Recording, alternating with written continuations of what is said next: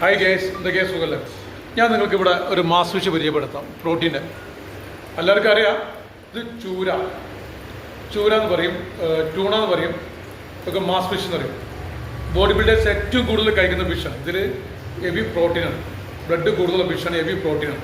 പക്ഷേ ഈ ഫിഷ് എങ്ങനെ കഴിക്കുന്ന രീതിയിലാണ് നമ്മുടെ ശരീരത്തിൽ പ്രോട്ടീൻ കിട്ടുള്ളൂ. ചൂര എപ്പോഴും കഴിക്കുമ്പോൾ ഞാൻ വീട്ടിൽ കിട്ടുന്നുണ്ട്. ഇങ്ങനെ നമ്മൾ ക്യൂബീസായി ചൂര കട്ട് ചെയ്യുക. ക്യൂബീസായി ചൂര കട്ട് ചെയ്തിട്ട് ഇത് നമ്മൾ കഴിക്കുന്ന രീതി എപ്പം ബോയിൽ ചെയ്യുക. അതായത് മഞ്ഞൾപ്പൊടി, കുറച്ച് ഉപ്പ്, കുറച്ച് പെപ്പർ ഇട്ടിട്ട് ബോയിൽ ചെയ്തിട്ട് കഴിക്കുക.